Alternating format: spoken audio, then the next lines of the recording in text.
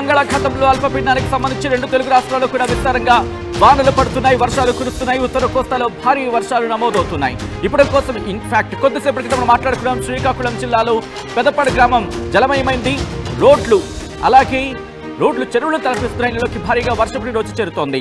ఉప్పాడ సముద్ర తీరం అల్లకల్లోలంగా మారిన విజువల్స్ ను మీరు చూస్తున్నారు.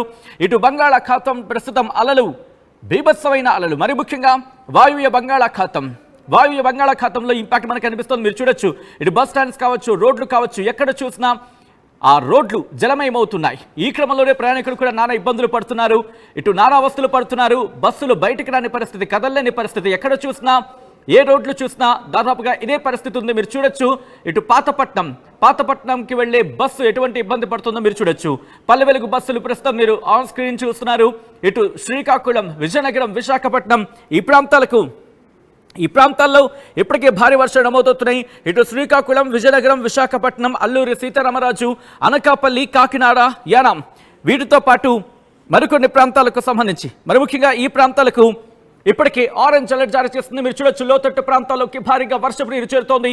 ఏకంగా నడుం లోతు నీళ్లు, దాదాపుగా మోకాలు నుంచి నడుం లోతు నీళ్లు ఇళ్లలోకి భారీ వరద చేరడంతో మీరు చూడొచ్చు, ఆ నీటిని బయటతోడే ప్రయత్నం చేస్తున్నారు. ఇంకొన్ని చోట్ల రోడ్లు కోతకు గురవుతున్నాయి భారీ వర్షాలకు. మీరు చూడొచ్చు, రోడ్ల మీద నుంచి భారీ వరద నీరు. ఇటు సముద్ర తీర ప్రాంతాల్లో ఎటువంటి సిచ్యువేషన్ ఉందో, భారీగా అలలు ఎగసి పడుతున్నాయి, తీరానికి కొట్టుకొస్తున్నాయి.